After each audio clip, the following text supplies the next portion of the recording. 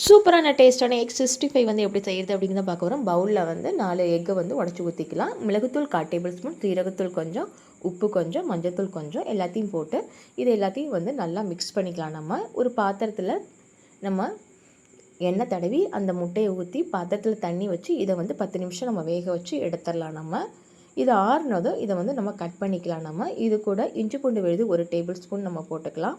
மிளகாய்த்தூள் 1 table spoon, மல்லித்தூள் 1/4 table spoon, garam masala கொஞ்சம், கார்ன்ஃப்ளவர் 1 டேபிள் ஸ்பூன், அரிசி மாவு கொஞ்சம், கஸ்தூரி மேதி கொஞ்சம் போட்டு இது நல்லா பிசைஞ்சிட்டு எண்ணெய் சூடானது இதை போட்டு நம்ம பொரிச்சு எடுக்கலாம். நம்ம பாருங்கள், பார்க்கவே ரொம்ப சூப்பராக இருக்குது. கண்டிப்பாக நீங்களும் ட்ரை பண்ணி பாருங்கள். இது கூட வந்து கருவேப்பிலையும் பச்சை மிளகாயும் போட்டு பொரிச்சு எடுத்து இது மேலே நம்ம வச்சுட்டு ஆனியனும் லெமனையும் வச்சு நம்ம சாப்பிட்டோம்னா ரெஸ்டாரண்ட் சைடில் சூப்பரான டேஸ்டான எக் 65 வந்து ரெடி ஆகிடுச்சு. கண்டிப்பாக நீங்களும் ட்ரை பண்ணி பாருங்கள்.